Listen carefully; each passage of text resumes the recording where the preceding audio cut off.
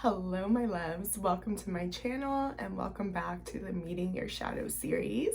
We just got done studying the Chariot, where we had to gather our outer strength, right? Work with that, be ready to go forward, okay? So now we are talking about strength. Okay, this is about our inner strength. Okay, the strength card is all about stamina, right? Having persistence, having that inner calm, okay, that patience, being committed, okay, to yourself, to your goals, like we learned in the Lovers, right, and the Hierophant. Having composure, okay, that emotional maturity, okay, and grace while you handle those emotions, okay. It's having courage and compassion with yourself and others, all right, while also being an influence, okay? You allow your energy to speak for yourself when you're in your best strength energy, okay? It represents determination and power, okay? It's taming the inner beast, right? Like our gut instincts, our natural reactions, with loving energy, that Empress energy, okay? It's feeling the fear, doing it anyway. It's approaching situations from a place of compassion, forgiveness, again, for self and others, okay? Love, and also being reflective on your journey, okay? So if you've been receiving this card in the reverse, okay, or you could possibly be dealing with struggling with that, right? Struggling to be present with your emotions, especially when they're extremely raw and vulnerable and uncomfy, okay? So when it's reversed, bear with me guys, because I just typed up these notes. I didn't really have time to like study them, but it's all when our inner strength is being tested, right? Obviously, we're full of self-doubt, which leads to a lot of low energy, okay?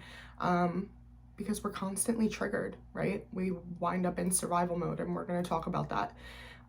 It's either having like so much self-confidence that you're not making headway because you're not seeing the issue, right? Or it's being depleted with self-confidence, okay? It's feeling so vulnerable that, again, you can't be present with that. It's so uncomfortable for you. It's not natural, right? It's when you're triggered.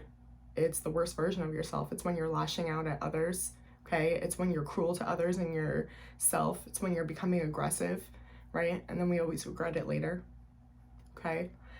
It's time to learn how to channel that raw emotion, okay? So that we don't do that harm to others or to ourselves, okay? And I promise you, right, it's a journey, okay? But if anyone can do it, if I can tame this, okay, I promise you I'm like the best person to be giving this advice right now, right? And I'm gonna go into detail in a bit here. I do want to put, all of my videos, right, should really have a trigger warning on them. I do inner healing work, I do shadow work, okay, but especially for this one, trigger warning, okay? We're going to talk about being present with vulnerability and raw emotions, okay, and uncomfortable truths, right? When we're triggered and, again, in that place of raw emotion, the worst versions of ourselves have the ability to manifest, okay? It requires deep vulnerability and honesty, authenticity, okay, with ourselves to get to the root of what the problem is, right?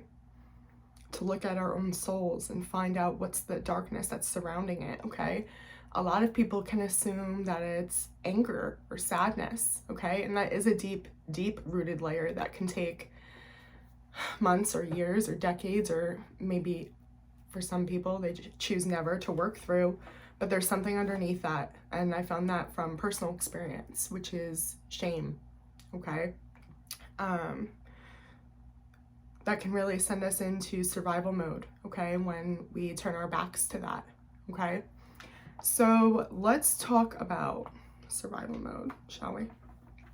It is an adaptive response of the body to help us survive danger and stress. So in really fancy terms, it's fight or flight mode, right? Or freeze. That's one of my favorites, okay? It's fear-based, okay? It's a fear-based mode of thinking that you enter when that fight or flight mode is triggered, okay? It's a coping mechanism, right? It's a survival skill, okay? It's also a poisonous mentality, that leads you to either attack, right, fight, or retreat, flight, during times of stress, okay, versus being able to communicate in a healthy way, and lean into the emotions, explore what we're feeling. At the end of the day, emotions are our guidance system, sorry. It's not sustainable to continue to live in that fight or flight mode, okay? And people do. They can and they do. Signs of survival mode, right? Like, let's just talk about, well, how do I know if I'm in survival mode? Because when all you know is survival mode, maybe you were born into survival mode by two people who were living in that, okay? How can you even recognize it, okay? One of the biggest things is everything feels urgent, okay? The deadline is now, your back is up against the wall, right? It's like, oh my God. Constantly like canceling, right? Or like rescheduling stuff, like either plans with friends or family members, or like phone calls, or like not getting back to like emails. There's like so much disorganization because it's like, again, you're in survival mode, so you're just trying to make it through the day here, okay? Your sleep disrupted completely, okay? Your breathing can feel off, right? It's like that tightness. I know what you know what I'm talking about. You can't think straight or form a comprehensive sentence. Hey. There's no joy, okay? The goal is to not have a terrible or traumatic day, right? Again, it's just making it through the day in survival mode, okay? There's no energy to experience the feeling of joy or happiness or to look forward to something, right? Everything is a reaction, okay? You don't have the ability to be proactive like that. There's no energy for it. Everything can feel too risky to do, right? Well, because like you hear that all the time where it's like, okay, we'll go do this, or you can have control of your life and change it, but at the same time it's like you can't afford to mess up, right? So you stick to routine and you stick to the comfort zones and what you know, and that will get you from morning to night, right? And night to morning. You're not able to take time for excellence, okay? That's a big sign, right? Good enough is enough, right? Maybe your reputation has become known as being, oh, she'll just do it good enough, he'll just do a good enough job, you know? I want to talk about Maslow's hierarchy of needs, okay? Strength, oh, I lost my spot. Strength is actually listed, okay, in that little pyramid, okay? You guys know what I'm talking about? If you've taken like Psych 101, you've seen this, okay? I'm not fancy enough to like edit something in, maybe one day. Maybe on like strength part 2. But I'm gonna go over it with you here, okay? The Maslow's hierarchy of needs is a theory of human motivation, okay? So basically how that works and how we can be successful and reach our fullest potential, okay? The needs down lower, the bottom of the pyramid, are the most crucial, of course, and they must be satisfied before individuals can move up, okay, to their next level. The natural motivation for the tier increases when the needs are met, okay? But everything really stems from this bottom layer, okay? This core foundation, right? And some of it sounds really easy, right? Because what is it? It's that physiological needs, okay? Food, clothing, shelter, okay? All other needs become secondary until these are filled, all right? Then we can move up to the next tier, okay? So sitting on top of that is safety, right? So a lot of this can be met by society, okay? As far as like law and order, right? Personal security, okay? Having resources, health, but also employment, right? Like a sense of income, okay? Of stability. Once that is secure within us, okay, we can move on to the third tier, which is love and belonging, right? So this is friendship, intimacy, a sense of connection, right? Being needed, being valued, okay? We move up to the fourth tier, and this is where strength falls in, under esteem, okay? It's actually categorized, if I remember correctly, I didn't write this down, but I think into like ourselves, right? So like self-esteem and then like esteem from others as well. But it's all about having respect, that recognition from others, okay? But also having self-respect, self-esteem, that inner strength, okay, to cope, to deal with life adversity, right? In the High Priestess video, we learned how to accept that, how to deal with duality, right? And then we reach the top tier. And I think this has actually been motivated before, or motivated, what am I saying?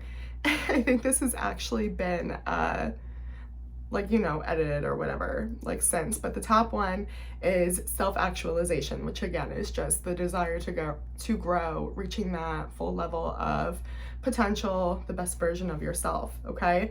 So it's important that when we are dealing with triggers, okay, we know where that trigger stems from, okay? That kind of gives us like a breakdown, right? Like, well, which need isn't being met here, okay? Because it can feel so overwhelming, right? So here's a little help on how to get to know your triggers. I wish I could use my laptop correctly. So triggers, do we know what they are? Because that term is like really used in society, okay? It's like cool to say, right? But we all have them, I promise. It's a real thing, okay?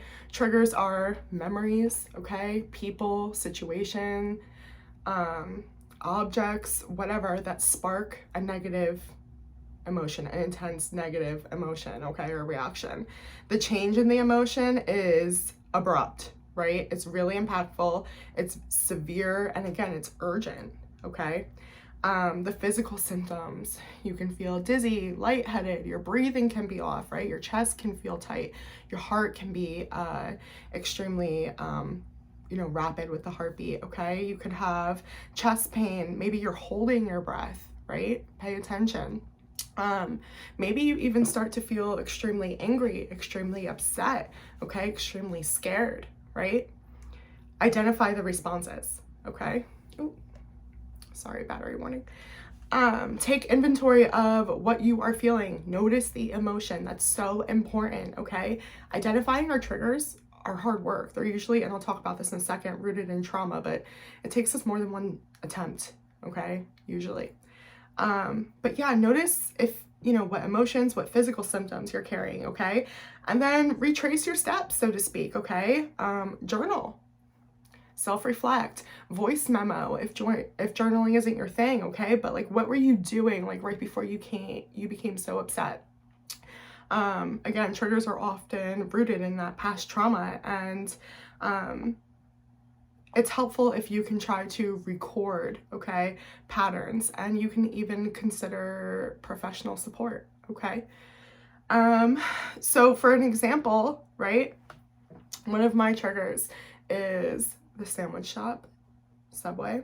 I worked there when I was 15, okay? And I had a traumatic event happen there. One of my bosses, he was like old and creepy, and he tried to take advantage of me, and there was like a knife involved and a whole bunch of stuff, right?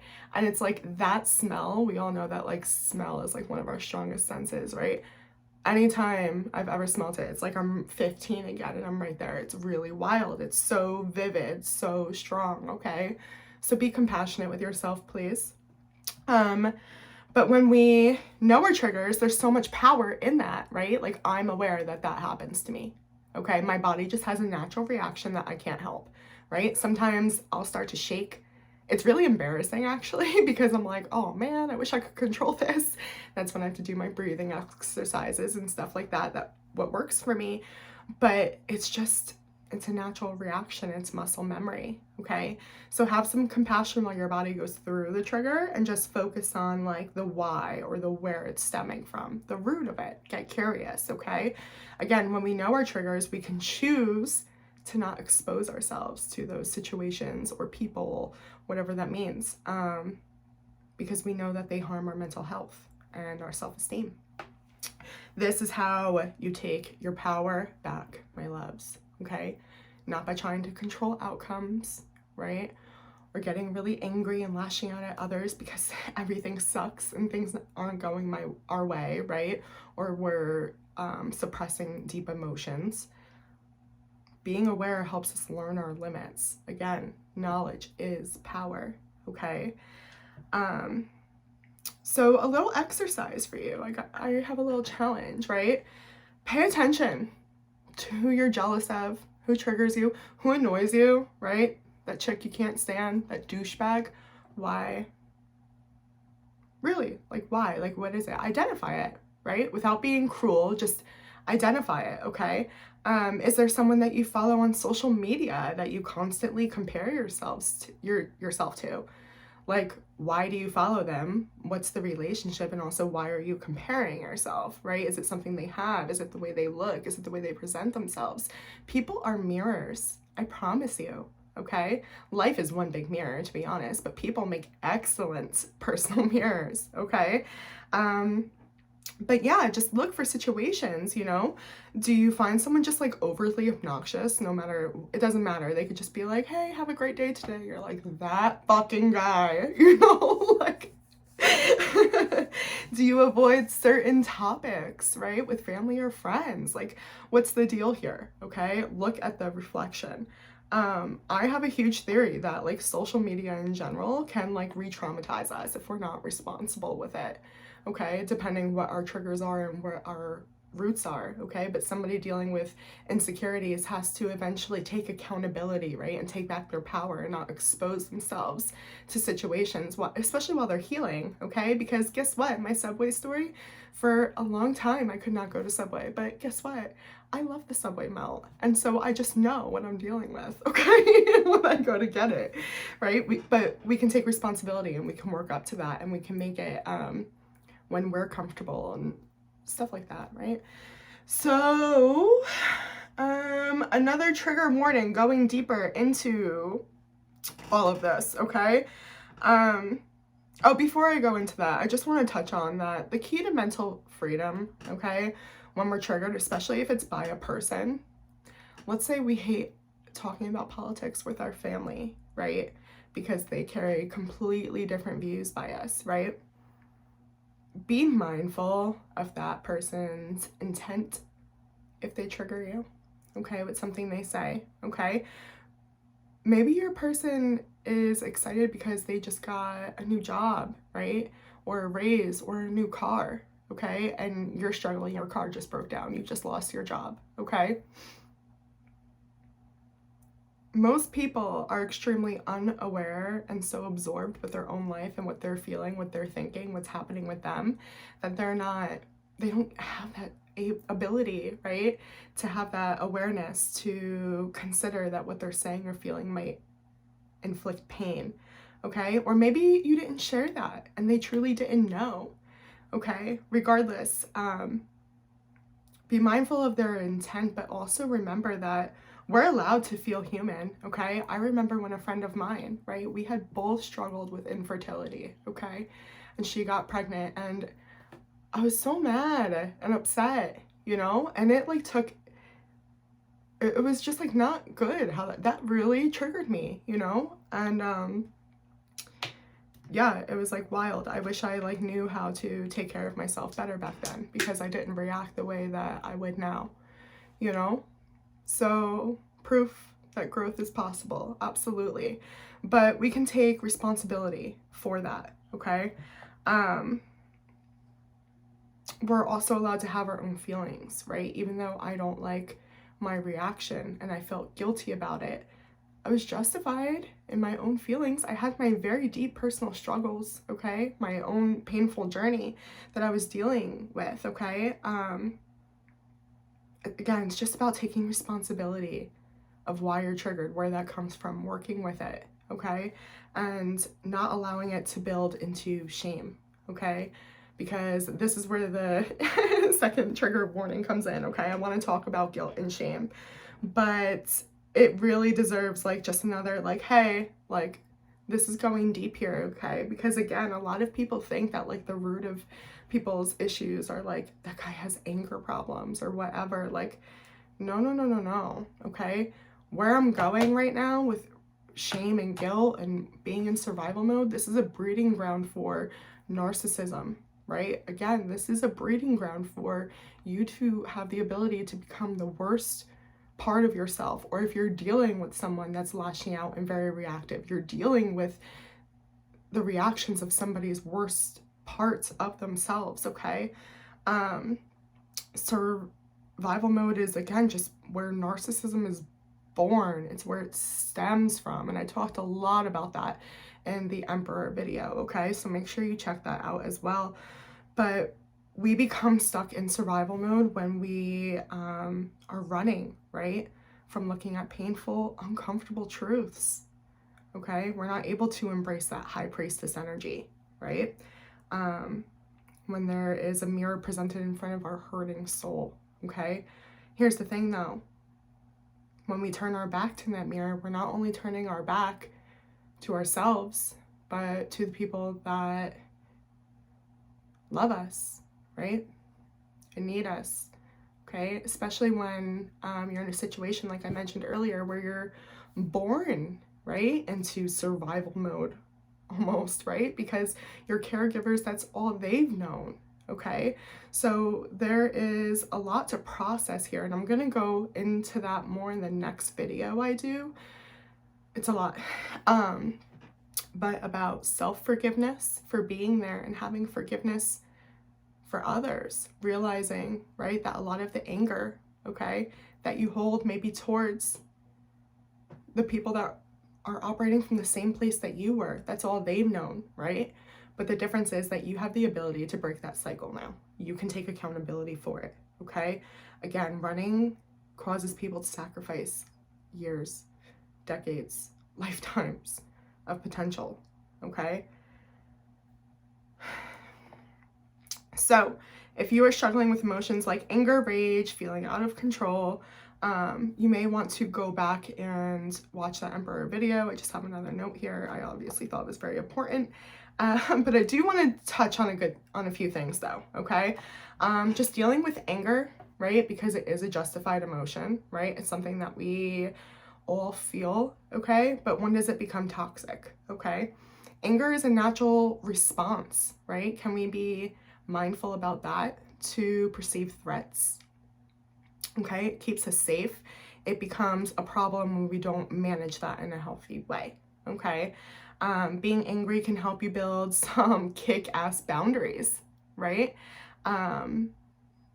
Behavior that you're willing to accept from others, from yourself, right? It can help you stand up for injustice, okay? It can motivate people from walking all over you, or for you to be able to make that positive change in your life, okay? The causes of anger is just it can be losing your patience, right? Feeling as if you're not seen, valued, appreciated, okay? Again, injustice, right? So there is a healthy way to feel anger. It's okay to be angry. You don't have to associate a negative emotion with a negative way of being. Again, emotions are our guides, okay?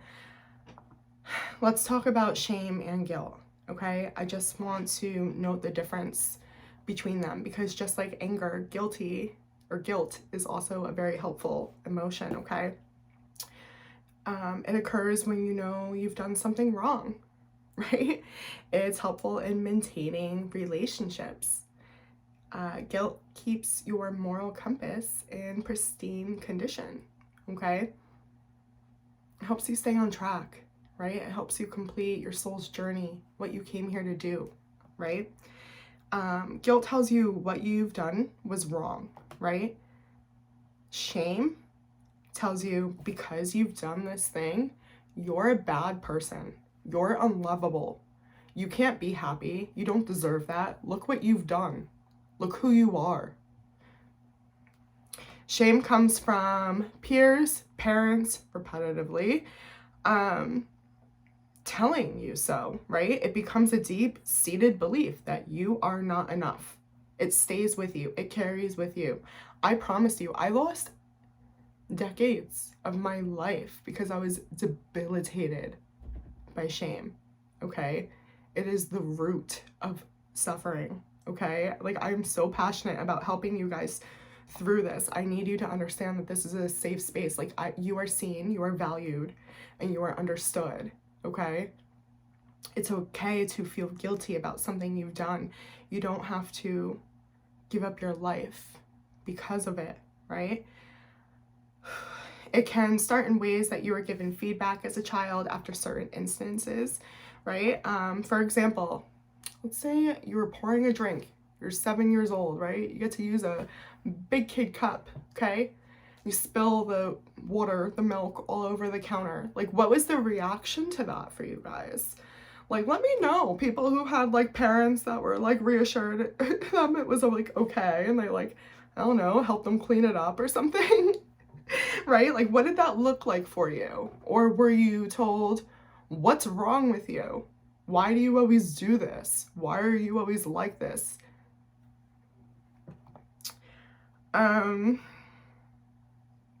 Toxic shame is also linked, I want to note, to substance abuse, okay? Eating disorders, self-harm, right? When I tell you it is truly the root of all suffering, okay? And that's why I think it's so important. It's just to have that casual reminder that you have always done the best you could with the skills that you had, okay? Even if that was survival mode, getting through the day-to-day, right? It's so critical to show yourself compassion, okay? It's okay to not like what you've done or what's happened or the patterns that you've developed or the way your life looks, right? Or the way you treated someone, right? Maybe you have a pattern of lashing out, okay? It's okay to feel guilty about that, right? Just take accountability about it. You can now make the change, okay? But that's pretty much where I think I want to leave it, you guys. It's enough of a video for now. It's a really heavy topic for me and I want to break it up. We are going to be going into the Hermit next time, okay? So that'll be excited. So that's going to talk about connecting to your intuition, really just being able to listen to your own soul, okay? Have your own soul light the way, right? Being able to trust within yourself and creating a safe space to do that, because I know I didn't know what the fuck I was doing, okay? So I hope it helped. As always, please like, show me some love below. Let me know if this resonates with you guys, okay? If it was helpful. Subscribe, share, check out your other readings, and yeah, I'll see you on the next one. Bye.